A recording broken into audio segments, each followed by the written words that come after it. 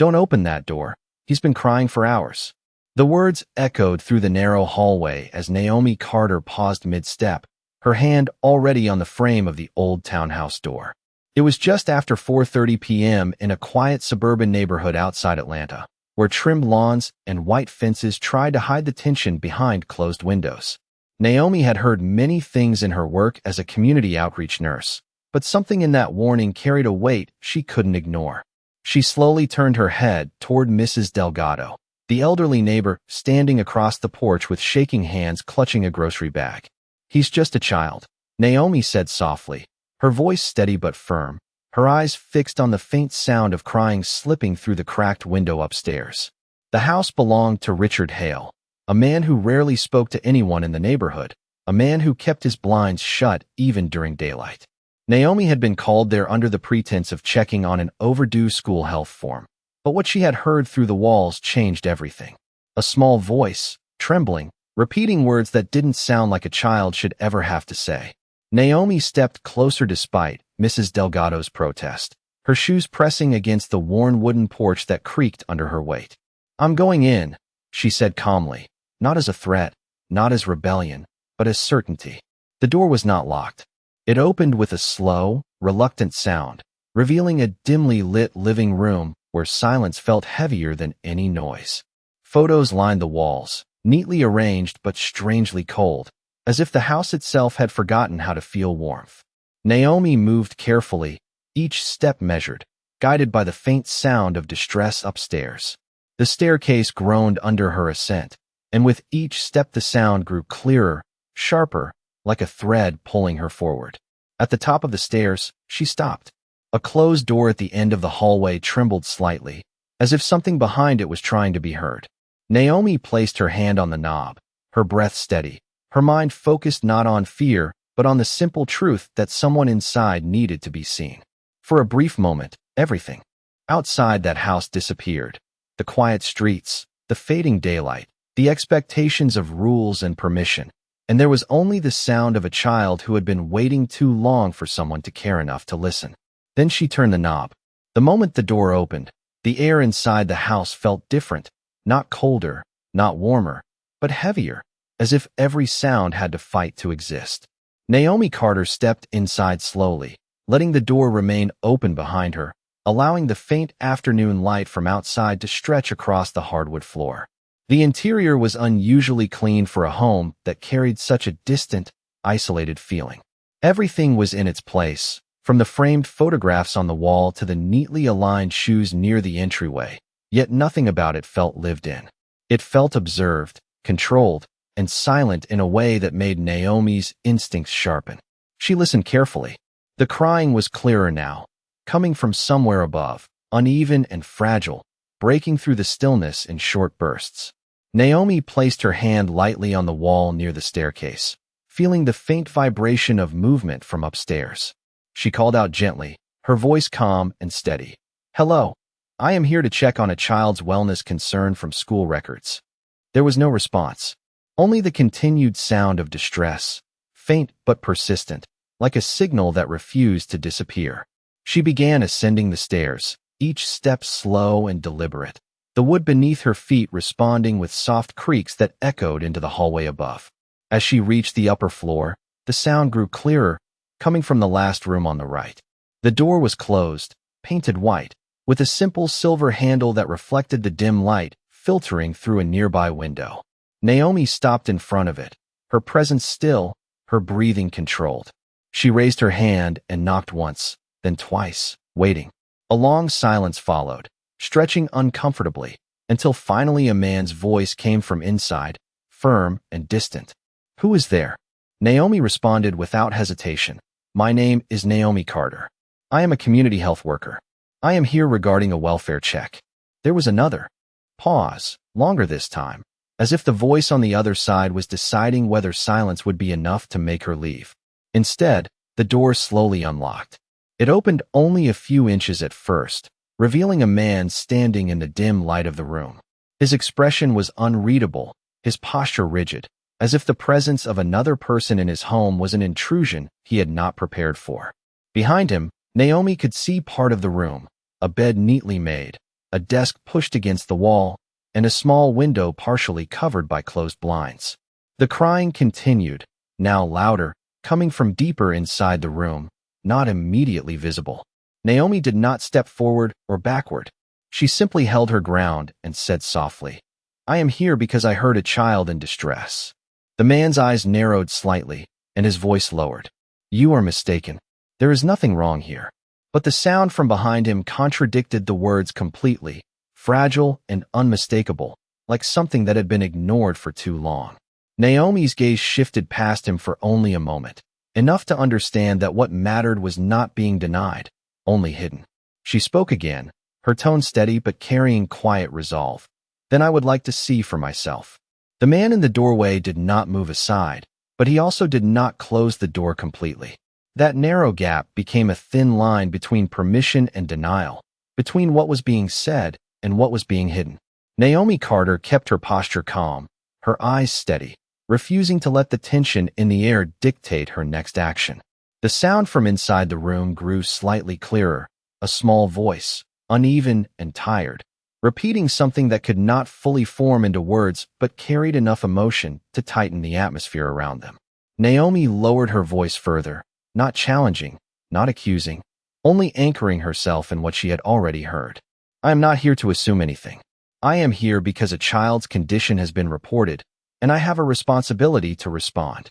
The man's expression tightened briefly, a flicker of discomfort crossing his face before he responded in a controlled tone. "This is a private matter. You do not understand what is going on in this house." Naomi nodded slightly, acknowledging his words without accepting their conclusion. "Then help me understand," she replied, her voice steady, measured, free of aggression but firm enough to hold its ground. For a moment, there was only silence again, the kind that stretched so tightly it felt like it might break. Then, slowly, the man opened the door a little wider, just enough for Naomi to see inside the room more clearly. It was a simple bedroom, carefully arranged, with soft lighting and neutral colors, yet the emotional weight inside it did not match its appearance. A small boy sat on the edge of the bed, his shoulders drawn inward, his gaze lowered, his hands tightly held together in his lap. He did not look up immediately, but the sound she had been following now had a visible source.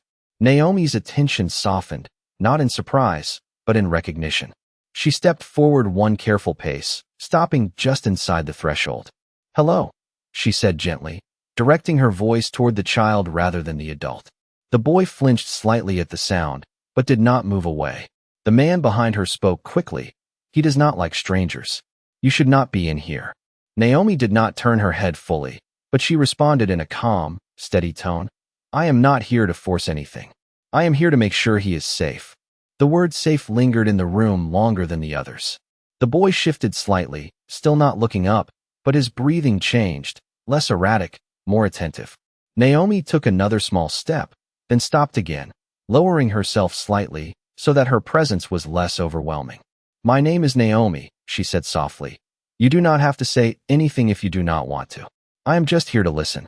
The room remained quiet, except for the faint sound of the boy's uneven breathing slowing just a little. The man watched from behind, his arms now crossed, his expression unreadable but no longer entirely dismissive. Naomi waited, not rushing, not filling the silence, allowing it to exist without pressure. And in that silence, something small began to shift, not in words, but in the way the child's shoulders loosened. Ever so slightly, as if for the first time in a long while, the room was not asking him to disappear. The silence in the room deepened after Naomi Carter spoke, not because anything had changed outwardly, but because something inside the space itself seemed to hesitate, as if the atmosphere was unsure whether to remain defensive or begin to open. The small boy remained seated on the edge of the bed, his hands still clasped together, but the tension in his shoulders had softened just slightly, enough for someone observant to notice, yet not enough to feel like trust had been given. Naomi stayed in her lowered position, careful not to move too quickly, her presence steady and non-intrusive, allowing the child to define the pace of the moment. The man standing near the doorway shifted his weight, his arms no longer tightly crossed, but still guarded, as though he was watching a situation he believed he already understood but could not fully control. Naomi finally spoke again, her voice calm and even, directed gently toward the boy. It is okay if you do not want to talk. You are not in trouble. You are safe in this moment. The word safe once again settled into the room, not as instruction, but as reassurance repeated with consistency. The boy blinked slowly, his gaze still downward, but his fingers loosened slightly, releasing a fraction of the tension he had been holding. Naomi noticed this without comment, choosing not to draw attention to it, understanding that pressure could reverse even the smallest progress. Behind her, the man finally broke his silence, his voice quieter than before.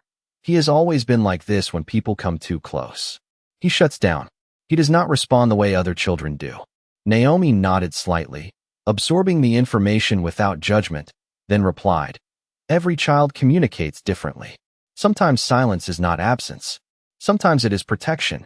The man did not respond immediately, as if processing words he had not expected to hear in that form. Naomi slowly shifted her gaze back to the boy, noticing the subtle movement of his eyes, the way they briefly lifted before dropping again, as if testing whether it was safe to. "Look at her." She placed her hands gently on her knees, remaining at his level, never stepping closer, never forcing proximity. "I am not here to change anything today," she said softly. "I am only here to make sure you are not alone in what you are feeling." The room remained still, but the quality of stillness had changed. It no longer felt like resistance alone. It now carried uncertainty, as if something within it was beginning to reconsider its own boundaries. The boy shifted again, this time slightly turning his head, not fully looking at Naomi, but no longer avoiding her completely. It was a small movement, but it carried weight in a space where even small movements had meaning. Naomi remained silent after that, allowing the moment to breathe on its own, resisting the instinct to fill it with words. The man in the doorway looked between them, his expression less rigid than before, as though witnessing something he had not anticipated and did not yet know how to categorize. Outside the room, the house remained quiet, but inside, something subtle had changed, not resolved, not fixed, but no longer entirely closed. The room held its breath in a way that no one inside it could ignore anymore, as if even the air had become aware that something delicate was unfolding and needed to be preserved. Naomi Carter remained in the same lowered position, her movements minimal, her presence steady, never imposing, never advancing beyond what the moment allowed. The boy on the bed had not moved away, but he had also not fully moved toward her, suspended in a fragile balance between caution and curiosity. His eyes, though still mostly downcast, now lingered in Naomi's direction for longer than before, as if testing whether looking was safe or still forbidden by habit. Naomi spoke softly again, her tone unchanged, consistent like a calm rhythm in an unstable environment.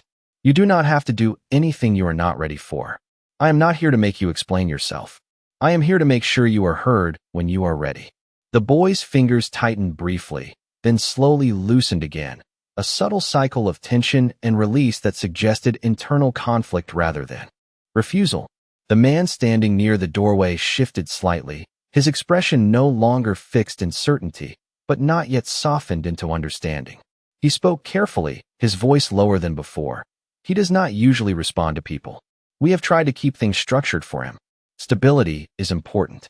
Naomi turned her head slightly toward him, acknowledging his words, but her attention remained anchored to the child. "Structure is important," she replied calmly, "but so is emotional safety. Sometimes structure without emotional safety can feel like silence instead of support." The man did not answer immediately. The words seemed to land in a space where assumptions had been stored for a long time. Naomi then returned her focus fully to the boy, noticing a change so small it could have been missed by anyone not paying close attention. His shoulders, once tightly drawn inward, had shifted just a fraction outward, not relaxed, but less closed than before. Naomi did not react to it outwardly. She simply remained still, allowing the moment to continue without interruption. The boy's eyes lifted again, this time slightly higher, briefly meeting the space where Naomi's face was visible before retreating once more. It was not avoidance in the same way as before. It felt more like hesitation, like someone stepping to the edge of something unfamiliar and deciding whether to step back or stay. Naomi spoke again, her voice quiet and steady. You do not need to be perfect here. You do not need to say the right words. You only need to exist as you are right now. The boy blinked slowly, and for a brief moment, his expression changed in a way that suggested recognition rather than fear. It was subtle, almost invisible, but it altered the emotional weight of the room. The man in the doorway exhaled softly, not a sigh of dismissal, but something closer to uncertainty being acknowledged. He looked at the boy, then back at Naomi, as if seeing the same situation from a different angle for the first time. The room remained quiet, but it was no longer a silence of resistance. It had become a silence of observation, where something unspoken was beginning to shift without needing permission. The light in the room had shifted slightly as the afternoon moved forward, stretching longer shadows across the wooden floor and softening the edges of everything it touched. Naomi Carter remained still, her presence unchanged, grounded in quiet patience that did not rush the process unfolding in front of her. The boy on the bed had not spoken, but something about him had changed in a way that could not be measured by words alone. His posture, once tightly folded inward, now held a faint openness, as if the weight he had been carrying had loosened just enough to allow him to breathe differently. Naomi observed without interruption, understanding that moments like this could not be forced, only protected. She spoke gently, her voice calm and even. You are doing well. You do not have to do anything more than what feels okay for you right now. The boy's eyes flickered toward her again, this time holding for a few seconds longer than before. It was not a full connection, but it was no longer avoidance either. It was something in between, fragile and new. The man near the doorway had not moved from his position, but his stance had softened slightly, the rigid control in his shoulders easing as he watched the interaction unfold without interruption. He spoke after a moment, his tone less defensive than before. I did not realize he was reacting this way when I was not in the room. He is usually very quiet. Naomi nodded slowly, acknowledging the statement without judgment. Children often show different parts of themselves depending on whether they feel observed or safe, she said calmly. The man did not respond immediately, as if considering the meaning behind her words rather than reacting to them. Naomi then shifted her attention back to the boy, who had now adjusted his position slightly, his feet no longer pressed tightly against the edge of the bed. There was still hesitation in his movements, but the sharpness of fear had softened into something more uncertain, something searching. Naomi spoke again, her tone consistent, steady like a constant point in a shifting environment. It is okay if you do not want to talk. You are not expected to perform anything here. You are allowed to just be. The boy's gaze lifted again, and this time it lingered longer, meeting her presence more directly. There was no immediate response, no verbal acknowledgement, but something in his expression changed, a quiet recognition that the space he was in was not demanding from him what he could not give. The room remained silent, but it was no longer heavy in the same way. It had become a silence filled with observation rather than tension, a pause that allowed for something unfamiliar to exist without resistance. The man exhaled slowly, his attention moving between Naomi and the boy, as if realizing that the dynamic inside the room was not about control, but about permission. Naomi remained where she was, still at the boy's level, still steady, still present, allowing the moment to continue without interruption. And in that stillness, the boy did not withdraw this time. He simply stayed, as if beginning, for the first time, to understand that he was not being asked to disappear. The room had settled into a quiet that felt different from before, no longer heavy with resistance, but softened by uncertainty and cautious attention. Naomi Carter remained in her steady position, her presence unchanged, her focus entirely on the child in front of her. The boy had shifted slightly again, his body no longer tightly withdrawn into itself, but still hesitant, as if learning a new way to exist in space without fear guiding every movement. His eyes lifted more often now, not fully sustained, but no longer avoiding contact as strictly as before. Each glance toward Naomi lasted a little longer, as though he was testing whether the world he was seeing could remain stable if he acknowledged it. Naomi spoke gently, her voice consistent and calm. You do not need to rush anything. There is no expectation here. You are allowed to take as much time as you need. The boy blinked slowly, and this time his gaze did not immediately fall away. Instead, it stayed for a brief moment, resting on her presence as if trying to understand something unfamiliar but not threatening. The man near the doorway shifted his stance again, no longer rigid, his arms now lowered loosely at his sides. He had been silent for several moments, watching the interaction unfold with an expression that was no longer defensive, but contemplative. Finally, he spoke, his voice quieter than before. I have never seen him sit like this when someone new is in the room. He usually closes off completely. Naomi nodded slightly, acknowledging the observation without judgment. That is often what happens when someone begins to feel they are not being judged, she said calmly. The man looked down briefly, as if the implication of her words carried more weight than he had expected. The boy on the bed adjusted his position again, this time turning slightly toward Naomi without being prompted.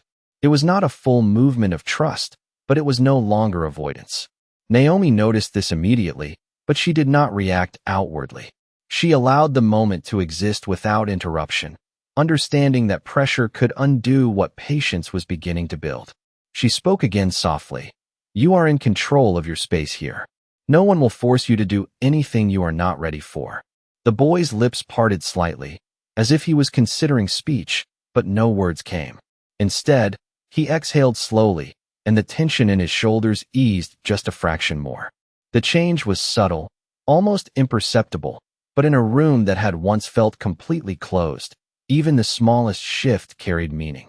The man watched this carefully, his expression no longer guarded but thoughtful, as if he was witnessing a version of the situation he had never considered before. Naomi remained steady, her presence unchanged, allowing silence to continue without filling it. The silence now felt different, not empty, but open, as if something within it had begun to expand rather than resist. The boy did not withdraw this time. He simply stayed where he was, present in a way he had not been moments before, as if beginning to understand that staying could be safe. The afternoon light had shifted further across the room, turning softer and warmer as it filtered through the partially closed blinds, casting long, gentle lines across the floor and the edge of the bed where the boy still sat. The atmosphere no longer carried the same tension that had defined the beginning of the visit. Instead, it felt like something quieter and more fragile had taken its place, something that required care simply to continue existing. Naomi Carter remained in her steady position, her presence unchanged, her attention fully anchored in the child's subtle responses. The boy had not moved away for some time now. His posture, while still cautious, had loosened enough that he no longer appeared braced for interruption. His hands, once tightly clasped, now rested more loosely in his lap. His gaze drifted toward Naomi more frequently, lingering just a little longer each time, as if he was testing the stability of what he was seeing. Naomi spoke softly, her tone calm and consistent. You are doing very well. There is no right or wrong way to sit here. You are safe to simply be present. The words did not demand a response, and none was expected. Instead, they filled the room in a way that did not pressure, only reassured. The man near the doorway had not spoken for several minutes. His posture had changed again, less guarded now, his arms resting naturally at his sides. He watched quietly, his expression no longer defensive, but thoughtful, as if observing a situation that did not match what he had been told or what he had assumed. The boy shifted slightly, this time turning his head a little more toward Naomi than before. It was not sudden, not dramatic, but steady enough to be noticeable. Naomi did not react outwardly. She simply remained still, allowing the boy to lead the pace of the moment entirely on his own terms. After a brief pause, she spoke again, her voice gentle but steady. You do not need to explain anything. You do not need to perform anything. You are not being evaluated here. The boy blinked slowly, and for the first time, his expression softened in a way that suggested something beyond hesitation. It was not trust yet, but it was no longer fear-driven withdrawal. The man in the doorway exhaled quietly, as if releasing a thought he had been holding for too long.